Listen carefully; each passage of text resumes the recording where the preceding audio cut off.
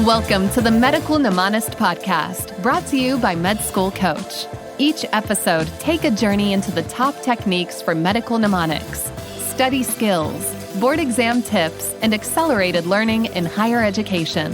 Now, here's your host, Chase DiMarco. Welcome back to the Medical Mnemonist Podcast, and today's episode, Eat That Frosch, however you say that. It's a German word. I don't speak German, so I'm not really sure how to pronounce that properly, but it's the German word for frog. And why are we discussing a frog today? Well, for those that have never heard of it before, there's a really popular prioritization book called Eat That Frog. Really strange name, I know. But since we're talking about prioritization again today, we're going to cover some of the material from that book and a few other prioritization type books. All right, I'm going to try to stop saying that word. I'm getting tripped up on it a little bit. As we've discussed in recent episodes with the 7 Habits of Highly Effective Students and other things, we're trying to really get down to goal-oriented pathways and planning and actually action on those plans. So today we're going to discuss a couple of things from very popular organization books, how to set your priorities in the most effective way.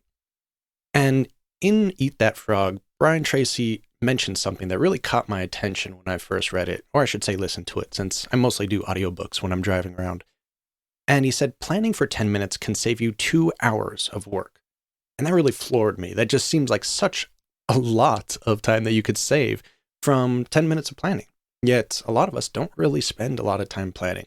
Or if we do, maybe we're not doing it in the best way. So we're going to cover some of those techniques today and hopefully all become better at planning and reaching our goals. So going to his website, Brian Tracy also has another quote on there that I want to read to you that kind of explains that last one a little bit more. It says, "The good news is that every minute spent on planning saves as many as 10 minutes in execution. It takes only about 10 to 12 minutes for you to plan out your day. But this small investment of time will save you up to 2 hours, 100 to 120 minutes, in wasted time and diffuse effort throughout the day."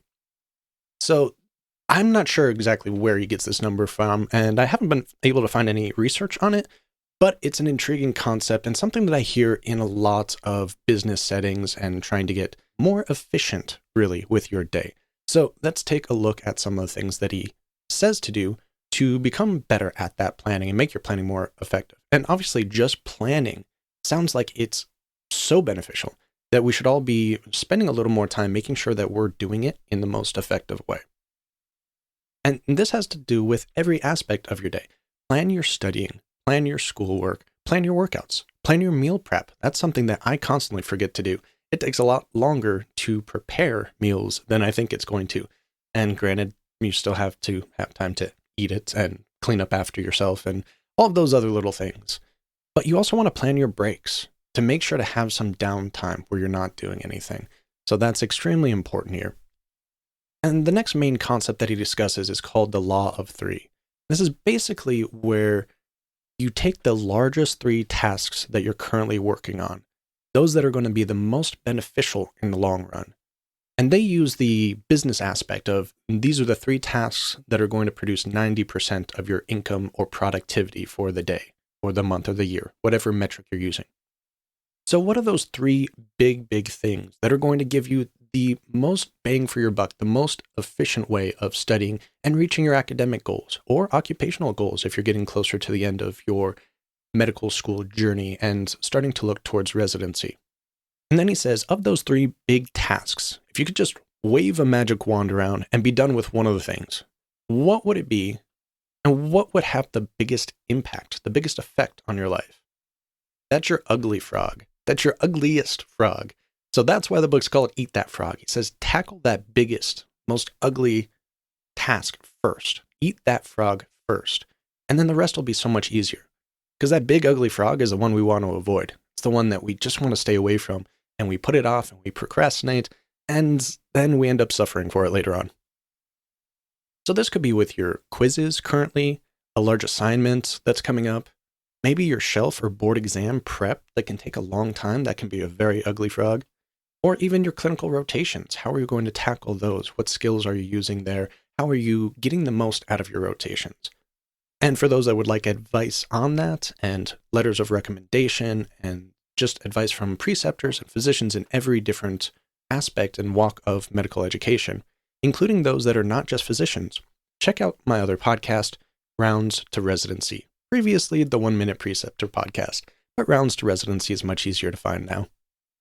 Another rule that they talk about here, and granted, this is in pretty much every book, so you've probably heard it a million times before, but in case you haven't, let's cover the 80-20 rule. The official name is the Pareto principle, but the 80-20 rule is easy to remember. And this is really looking at least from a business sense, it says, what are the 20% of tasks that take up 80% of your time? Or what are the 20% of your customers that send 80% of the complaints? Or the 20% of customers that make 80% of your revenue? It really depends on the scenario. So for us, for medical educators, for medical students, we can look at this in a few different ways. And we've talked about this in past episodes as well, but it's always good to review and get a refresher and see if we're implementing it in the most effective way if we've already started to use some of these techniques and rules. What is the 20% of the material covered by your in-class lecture or video lecture that's going to make up 80% of what you need to know? What is the 20% of your textbook that's going to make up 80% of the most important facts? Often these are going to be highlighted for you, either by the presenter, your lecturer, or in a textbook by being bolded or a different color. Of course, it doesn't have to be 80 and 20%. These can vary. Could be 70-30, could be 90-10. But what portions of this material are going to be the most important? This could also be in the aspect of your flashcards. What if you download a flashcard deck that has thousands of cards already uploaded there? Well, there's a good chance a lot of them are not going to be that useful for your particular knowledge base and the problems that you're having. So it can be good to get rid of those. Get rid of the easy ones. Get rid of the really rare diseases. Yeah, you can add them into a gunner deck later on maybe, where if you've mastered all the main material, come back to it, go for that 260s, 270 kind of score number. But that's not going to be necessary for most of your classwork, and it's not going to be necessary for most students in general. So just try to pick the best parts of all the resources you're using to really focus on initially anyway. And once you've mastered those, once you have them down pat, you can explain it to someone that doesn't know anything about medicine. Then you can move on to more complex materials, more rare cases, and those less high yield, but still possibly going to arise on a test here or there types of material. Now, in the past, and in our book, Read This Before Medical School, we've covered the Covey's management matrix a lot, and that's from the 7 Habits of Highly Effective People. But in Eat That Frog, he uses a different type of prioritization technique, and this is the ABCDE method. And basically what this stands for, and I know in medicine we have a lot of ABCDE rules, but for prioritizing your material, what you're going to tackle right now, it's assuming that you have some sort of to-do list or schedule or something that you're using to track the tasks you need to complete. This is a rating scale for it. Now, if you remember in the Covey matrix, it was kind of a 2x2 square if you've ever looked it up before, or you could look it up right now if you're not driving, if you're safe to do so. And it breaks them down into important, unimportant, and then immediate and not immediate. And obviously you want to finish everything that's important and immediate first in that quadrant. And then the important but not immediate, you can maybe save for a little bit later, but you don't want it to be too far on your list. And down the list we go. The unimportant and the unimmediate, you can pretty much get rid of. That's just wasted time or leisure time, potentially, watching TV, something like that. Not something we're going to focus on to be efficient. The ABCDE method, the A stands for very important. The B stands for important. C stands for, well, it'd be nice to do. Kind of like getting a grade. C's passing, but not really something we enjoy. Not something we're going to focus on for a task. A D stands for delegate. Granted, this is in a business sense, so if you're a business owner or plan to be, you want to delegate that task off. It might be a little more difficult to do for students. And E stands for eliminate, whenever possible anyway. So those are the really, really low yield tasks that you kind of want to do, but it's not at the C level and you don't really have a way to delegate it. Well, just get rid of it. You probably don't need it. It's probably just wasting your time. So you go down your to-do list your tasks list and you label everything with this coding system. And if you have more than one A, then you'd go into even smaller chunks. All right, this one's 1A, this one's 2A, this one's 3A. And you want to focus on all the A's first, obviously, and then the B's, and then C's if you have some spare time, and of course get rid of the D's and E's. Now, the one problem I have with the ABCDE method, at least for medical school, at least the way I think of things, is it is difficult for me to assess what is an A if I have a small assignment due now, but I have a large assignment that's due in a couple of weeks. How do I determine which one of those is going to gain priority? That's kind of why I favor the Covey's management matrix. It separates it out by time. This is important now, this is important, but not right now. But this ABCDE method can also be very useful, even if you're just using it for shorter term tasks. You can label all of the assignments, the planned question banks that we're going to go over, how many questions we're going to go over. We're going to use this for maybe assessing certain extracurricular activities. Is this really going to be the best, most efficient use of my time right now? Or is it something that would look good on my resume, but I really don't have time now? I'm struggling in biochem. I'm struggling in pathology. I would like to do this extracurricular. I'd like to go out and donate time to this event, but maybe right now is not the best time. It can be for later. So this method of prioritization can be really simple if you have a list already and you don't want to put them into quadrants and figure out what to do from there. But the one good thing he does say in the book is kind of a way to tackle big tasks. Because like I said, if it's a long-term task, if it's several months of studying for a board exam or something along those lines, that's really difficult, in my opinion, to use this type of method. But he has a couple of things that he mentioned on this particular topic. So when you're breaking up large tasks, you want to do something from actually habit number 2 of the 7 habits, and that's keep the end in mind, or start with the end in mind. And that's really knowing what your end goal is. Is it to do something by a certain time? Is it to reach a certain grade, a certain mark? Is it to get published? Is it some other metric that you're really going for? Is it for leisure? I just really enjoy doing this. It's a hobby. It's something I have intrinsic value for. So figure out what your goal is and what the end result is that you really want to see. And then break that down into manageable parts. You can do this by breaking events down. I want to do this year, this next year, this in 5 years from now. You can break down the yearly things into quarters. You can take those quarters and break them down into per month. What can I do each month to reach this quarter goal that'll reach this year goal?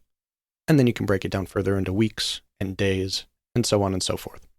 So the way he describes this in Eat That Frog is 2 different types of methods, the sliced salami method and the Swiss cheese method. Why they're both named after food, I don't know, but it's common in medicine too, especially in pathology. So we should be used to that part.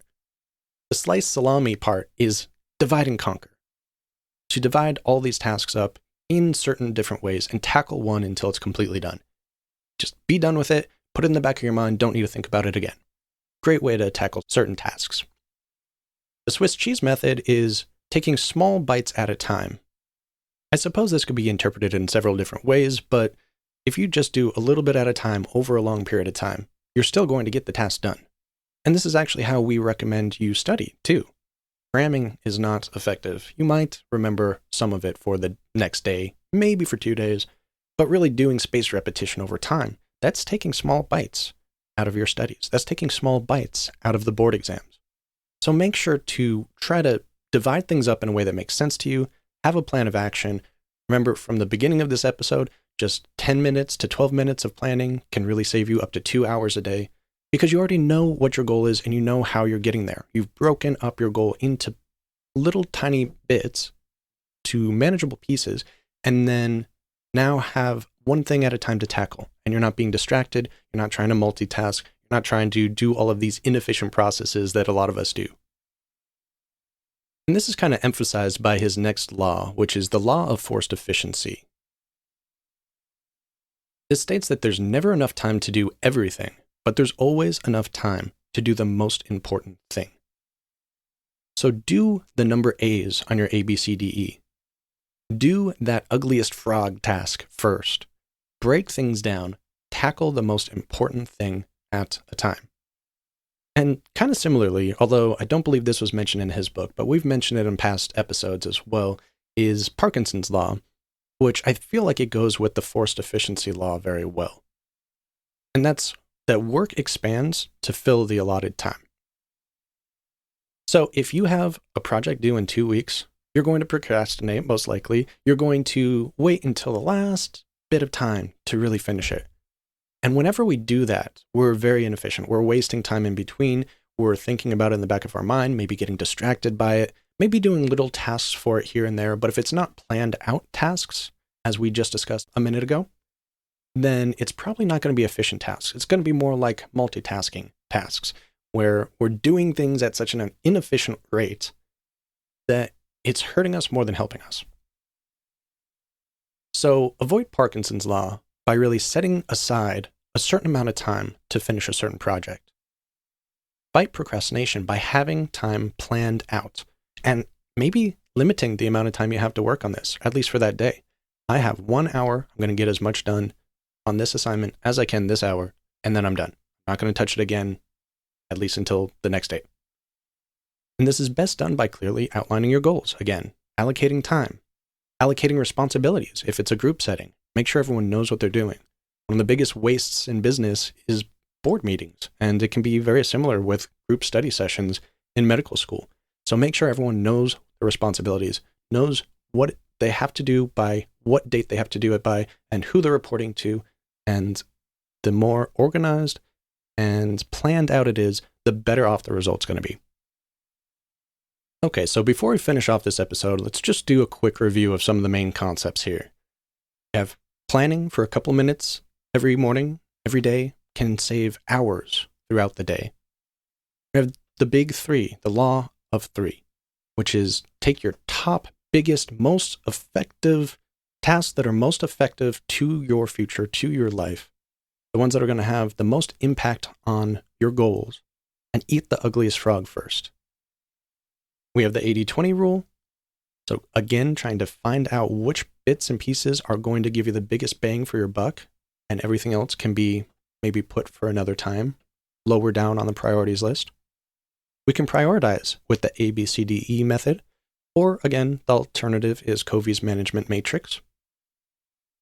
With big tasks, we have to use the sliced salami or the Swiss cheese method. We have to break them down into manageable pieces, and we can finish one at a time and get rid of it, or maybe take little bites over a long period of time if it's not something that's easily broken down. Use Parkinson's law, which really means to set aside a certain amount of time and have a clear goal of what you're going to accomplish with that set time. And don't waste any extra time, because if you give yourself all day to finish this project, you're probably going to be working on it all day. You'll get distracted. You'll have other things come up, and you'll just let the work expand to fill the allotted time. And then to finish this up, I really want to make it clear that you should prepare to fail. And that's not a bad thing. We all fail. It might be small failures. Some might be larger. I've definitely been there many, many times. I know where you're coming from. But to get the most done, we sometimes have to fail to learn. As long as we get feedback from that failure, as long as we learn something from that failure, then we can come back and fix it, and we can become better. So just remember that learning is continuous, and especially in the medical field, you are a lifelong learner. You're going to hit roadblocks throughout your entire career, your entire life, and that's exactly how it should be. We need to keep pushing the limits, never getting too complacent with where we are. But there's no such thing as perfection, and we can always strive to make small increments of change for self-betterment. Well, this should release around St. Patrick's Day, I believe. So for those that are celebrating, be safe, have fun, and we'll see you next week. Have you been thinking about one-on-one training and tutoring at a reasonable price? Well, Prospective Doctor is now sponsoring a limited number of free sessions with me each month. To register, you can go to prospectivedoctor.com/chase and register for a free 30-minute coaching session. If you decide that you want to use their MCAT or USMLE tutoring services, you can now use the code CHASE10 to receive 10% off of your first $400 spent. Just enter CHASE10 and get your discount now.